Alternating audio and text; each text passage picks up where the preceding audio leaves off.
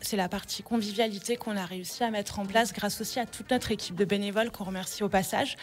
Mais le fait qu'on ait un bar qui ouvre avant les spectacles, où il y a une petite restauration, où on peut boire un coup avant et après les spectacles, et puis des artistes qui adorent venir boire un coup avec les spectateurs après les spectacles. Ça, c'est chouette, ça. Et ben en fait, tout ça, ça contribue au fait que le lieu, il est vivant et que les gens s'y sentent bien, ils s'y sentent chez eux. Et c'est ça qu'il fallait créer dans ce lieu et on a réussi. On va parler aujourd'hui de culture avec Cécile Legrand-Villardier et Mathilde Girardier qui nous viennent de Sallanches pour parler de la nouvelle saison culturelle de la salle Léon Cural, belle salle de spectacle culturelle. Bonjour mesdames, mesdemoiselles. Bonjour. Bonjour. J'ai l'impression que je vous ai vu hier. C'était il y a 15 jours, ouais, exactement. C'était en septembre. On parlait donc du lancement de la saison culturelle. On était alors à la rentrée scolaire. On accueillait un peu toutes les différentes salles de nos pays de Savoie. Vous êtes un peu une niche parce que vous êtes l'une des seules, si on peut dire, un peu dans le pays du Mont-Blanc. L'une des seules, j'ai bien dit l'une. Ouais, on n'est pas tout seul, mais c'est vrai que la situation de Sallanches aussi, qui est la ville-centre, quand même au pays du Mont-Blanc, fait qu'on arrive à mobiliser et fédérer des publics qui viennent des stations au-dessus, de Sallanches bien évidemment, Passy, Domancy.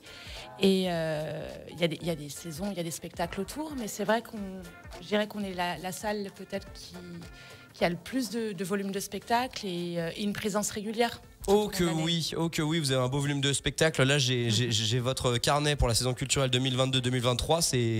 C'est-à-dire que c'est un équivalent du petit Robert. Un parpaing. Voilà, exactement. Tu peux assommer quelqu'un avec. Plus sérieusement, comment s'est passée déjà cette saison culturelle? Parce que là, vous venez de clôturer, je crois, il y a quelques semaines. Ouais, on a clôturé le 2 juin. Ouais. Avec Fred Radix qui nous a présenté La Claque. On l'attendait depuis juin 2020, ce spectacle. Donc, un report. Ouais. C'était une belle date. De report. De report. Et donc la saison culturelle s'est bien passée de manière générale. Vous avez eu les attentes que vous espériez, peut-être Mathilde? Oui, le public a été présent, était content de revenir dans les salles après ces périodes un peu difficiles de Covid.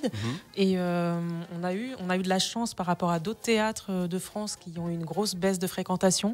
30% en moyenne en France. Voilà, en moyenne. Nous, on a eu un taux de remplissage la saison dernière de 70%. C'est bien. Donc c'était très bien, on était ravis et merci à notre public d'être venu à Sallanches, à Cultural. Et il va falloir continuer parce que là on en parle beaucoup. On était avec notamment Rémi Perrier, le big boss de Musilac, qui a tiré la sonnette d'alarme, qui a dit: les Français ne sont plus habitués à bouger, on est obligé d'aller les chercher chez eux en mettant des prix attractifs, en ayant des programmations complètement dingues. Soit les gens se sont habitués à rester chez eux, à regarder Netflix et des plateformes de streaming, soit il y a aussi l'inflation aujourd'hui. On voit que tout devient de plus en plus cher, donc nécessairement le premier budget qui saute, c'est celui des plaisirs et de la culture. Vous le voyez, vous parce que votre saison n'a pas été mauvaise et là on vient juste de lancer la nouvelle saison, mais vous vous attendez à cette difficulté? Alors les difficultés premières de la rentrée, ça a été l'histoire du Covid, du pass. Donc ça a été une première difficulté, mais qui s'est levée au fil de la saison et au fil des levées de restrictions. Et puis, il est vrai qu'aujourd'hui, on doit tenir compte de la conjoncture économique, qui n'est pas forcément favorable. En effet, le budget loisirs, c'est le premier qui saute. Pour l'instant, nous, ça va. On va voir aussi à la rentrée ce qu'il donne. En fait, nous, d'habitude, dans un travail où on connaît les gens, on connaît les comportements et on arrive à les anticiper. Là, aujourd'hui, on ne maîtrise plus rien. C'est-à-dire que on vous parle aujourd'hui, peut-être que dans 3 mois, ça aura encore évolué. Donc, on est sur une adaptation permanente. Et ça, c'est complètement nouveau dans notre cœur de métier. Sachant que normalement, c'est l'anticipation, votre cœur de métier. C'est-à-dire quand on est en train de ficeler une programmation, on est en train de voir sur 2-3 ans. Et là, on est en train de naviguer à vue. C'est ça. Voilà. C'est la crise aussi du Covid qui nous a permis ces 2 dernières années d'apprendre à s'adapter, en fait. C'est un nouveau métier pour vous. Ouais, complètement.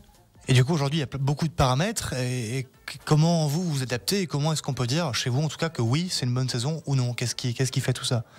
Nous, le premier truc, ça va être la fréquentation, ça c'est évident. Et là, on vient de sortir la nouvelle saison et les gens sont là, donc tout va bien. Okay. Et on espère que la dynamique soit la même à la rentrée de septembre. En fait, on retrouve nos publics habituels. On retrouve aussi des gens qu'on n'avait pas vus cette année. Covid oblige. Qui avait peur peut-être de se rendre dans des lieux publics. Là, ça y est, on voit que ce comportement s'est gommé avec la vaccination, avec les doses de rappel, etc. Notamment, je pense à nos aînés et aux plus vieilles générations peut-être. Oui, complètement. Eux sont revenus. Donc voilà. Donc là, maintenant, ça va être, je pense, le plus gros point noir, ça va être la conjoncture économique, je pense, et tout ce qui augmente. Et voilà. Alors, la chance peut-être aussi qu'on a, c'est que les gens qui avaient peut-être allé sur Genève ou Annecy voir des spectacles, ils vont peut-être rester un peu plus sur Sallanches aussi, parce que ça coûtera très cher peut-être d'aller à Genève.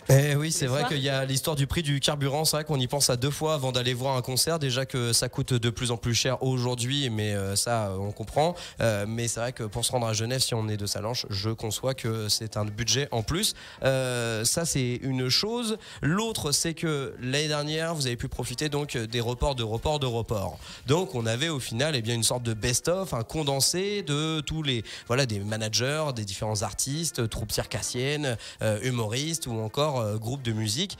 On avait vraiment la crème de la crème, si on peut dire, si on s'arrête vraiment sur le mainstream. C'est-à-dire que cette année, tout a été chamboulé et c'est vrai que vous avez, entre guillemets, c'est un constat qu'on peut faire, il y a moins de têtes d'affiche dans la saison culturelle de Cultural pour 2022-2023.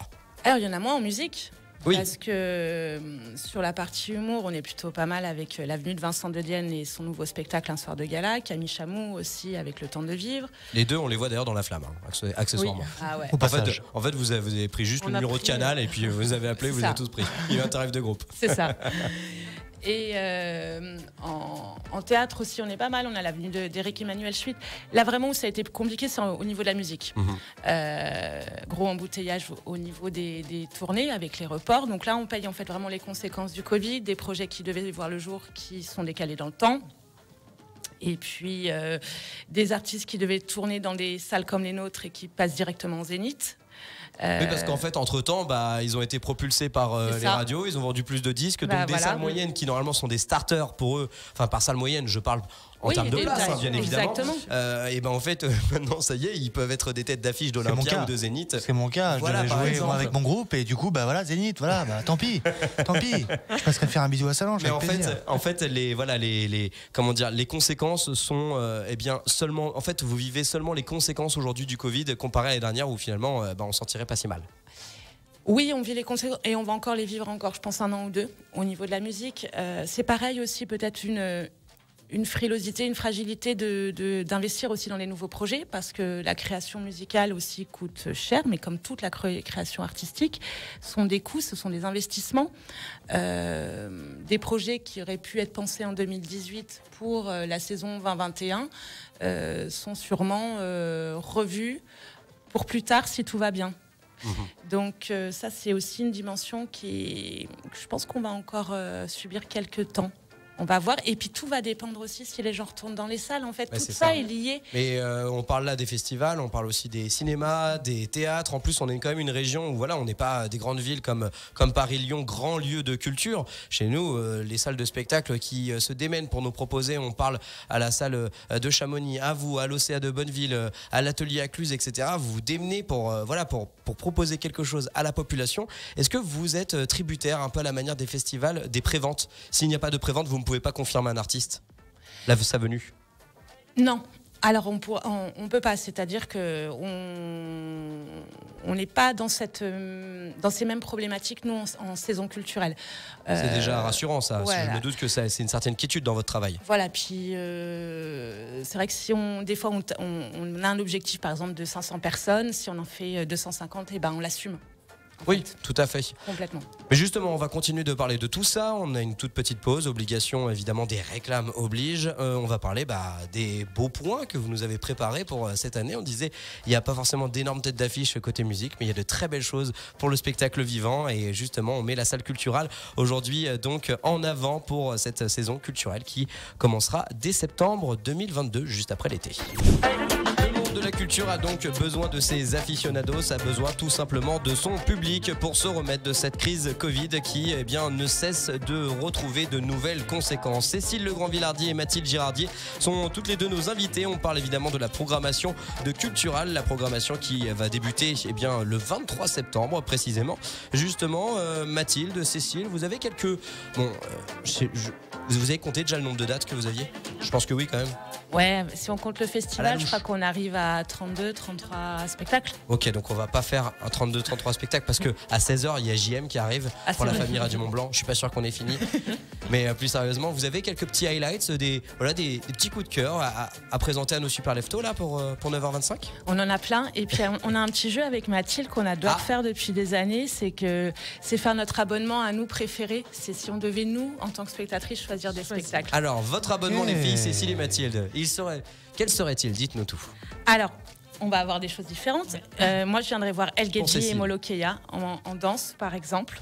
Et puis, j'aime aussi le cirque, donc j'irai voir En attendant le grand soir, qui est un spectacle de cirque, mais aussi de danse, qui invite les gens à partager un grand moment de musique et de partage, où on se réunit tous, ça finit par un grand bal. Ça, je le mettrai dans mon abonnement, c'est sûr. J'irai voir Vincent de Dienne aussi, parce que je crois que je l'aime beaucoup. Et puis Camille Chamou aussi, parce qu'elle est complètement barjo et Ouais. folle. Elle est timbrée, ouais. Elle est timbrée. Mais au bon Très sens du drôle. terme. Mais c'est Très, très drôle, c'est tellement Chataléré. drôle. Exactement, un chat à l'air. Et elle est. Ouais, on est super content d'avoir Camille, je crois, dans la saison prochaine. Et c'est sûr, moi, elle ferait partie de mon abonnement. Camille Chamou et Vincent de Dienne, au niveau humour, on est quand même là pour le coup Ouais. sur de la tête Oui. d'affiche. Oh ouais, sur de la belle C'est tête solide, d'affiche, hein. Tout à fait. Mathilde, votre abonnement rêvé? Moi, en théâtre, j'irai voir Une histoire d'amour d'Alexis Michalik, qui est le grand Alexis Michalik, metteur en scène, qui remplit les salles avec Edmond, le porteur d'histoire, le cercle des illusionnistes, etc. Et pour moi, c'est le spectacle de théâtre à aller voir. J'irai également voir Rêve lucide au mois de mai, un spectacle de danse sur la danse électro. Voilà, donc qui Assez sur moderne. l'histoire des clubs, etc., avec une dizaine de danseurs qui envoient du lourd. Cool. Qu'est-ce que j'irai voir d'autre? J'irai voir l'Ultra Bal aussi, qui est un bal un peu populaire où on va tous danser avec une dizaine de musiciens sur scène, donc un peu guinguette. Voilà, j'irai voir ça. Ça ressemble à ça un peu, le travail. Un très court extrait. C'est déjà un bel abonnement là, que Ouais. vous avez prévu. Un abonnement, on rappelle que c'est quoi, 4 dates? 4 spectacles, ouais. Il faut un minimum de 4 spectacles, ça vous coûte rien. Il suffit d'en choisir 4 dès le départ. Ok. Et après, on peut en rajouter tout au long de la saison. Donc je crois que au niveau déjà des abonnements, si on peut dire, vous avez bien démarré avec vos 450 aficionados. C'est ça. C'est une bonne nouvelle, ça Ouais, va être on est- rassurant. Ouais, on est plutôt dans une tendance régulière et dans des chiffres comme les années précédentes, donc assez rassurant, carrément. Ok. Merci. Moi, j'ai envie de dire merci aux gens d'être là. Mais ils sont contents. Et hier encore, ils nous disaient qu'ils étaient ravis d'être là, de revenir et qu'ils adorent la nouvelle saison. Bah ouais, parce que ça propose des choses diverses et variées pour les enfants, pour les adultes, pour tout le monde, pour ceux qui aiment le cirque, la musique, l'humour. Oui, Hugo, Non, je veux juste confirmer tout ça, c'est que la culture ça fait du bien, c'est tout. Ouais. Et qu'on a la chance d'avoir. c'est notre exutoire c'est ça. aujourd'hui. Effectivement, on est avec vous une belle salle, on a dit, on a plein dans la région, effectivement, mais que ça ouvre les yeux et ça fait briller un peu les yeux. Et c'est pour ça qu'on fait tout ça. Donc merci aussi à vous également. Merci. Puis il y a une petite chose aussi qu'on a eu comme retour cette année, et je crois que les gens n'osaient pas forcément nous le dire avant, c'est la partie convivialité qu'on a réussi à mettre en place grâce aussi à toute notre équipe de bénévoles qu'on remercie au passage. Mais le fait qu'on ait un bar qui ouvre avant les spectacles, où il y a une petite restauration, où on peut boire un coup avant et après les spectacles, et puis des artistes qui adorent venir boire un coup avec les spectateurs après les spectacles. Ça, c'est chouette, ça. Et ben en fait, tout ça, ça contribue au fait que le lieu, il est vivant et que les gens s'y sentent bien, ils s'y sentent chez eux. Et c'est ça qu'il fallait créer dans ce lieu et on a réussi. Et c'est tant mieux. Et longue vie évidemment à Cultural et à la salle Léon Cural de Salanches pour bien sûr prendre ses places. Et bien comme d'habitude, soit à votre guichet physique sur place, vous êtes ouvert. On est ouvert du mardi au vendredi, Voilà. toute la journée. Et Et après, on puis, est il y a en l'office de 2022. tourisme de Salanches et sur Internet, bien évidemment, sur www.salanchemontblanc.com. Tout simplement. Et Hugo, bien sûr, Ah oui, aussi, on bah rappelle. attends, Alors, pense à c'est vous. vrai que c'est bien d'acheter ses billets. Si accessoirement vous avez la carte Radio Mont Blanc, la carte bleue, si c'est nous qui C'est toujours régalons, mieux, voilà. encore mieux. Voilà. Ce que vous faites, c'est que là, pendant la pause, vous allez boire un café avec Martine de la Conta, vous allez sur la page Facebook de Radio Mont Blanc. Et là, on vous offre votre pass, le pass pour Cultural, pour 4 spectacles d'une valeur quand même de 170 €. Allez y participer, franchement, C'est pour quand le plein de tirage belles au sort choses. C'est demain en plus, là, Ah. c'est Money Time. Allez-y. En général, moi je dis quand tu t'inscris au dernier moment, tu vois, t'es tout en bas Tout en haut, normalement là. des commentaires. Là, ouais, donc Mmh. faites-le. T'es en Allez-y. pole position. là. Allez-y. Merci en tout cas les filles, merci Mathilde, Merci. Cécile, on vous souhaite une belle saison culturelle Merci. et on n'hésitera pas évidemment à rappeler les dates de votre belle saison culturelle et on espère que ça trouvera son public et qu'il y aura du monde pour que la culture continue dans nos pays de Savoie. Oui, merci beaucoup. Portez-vous bien.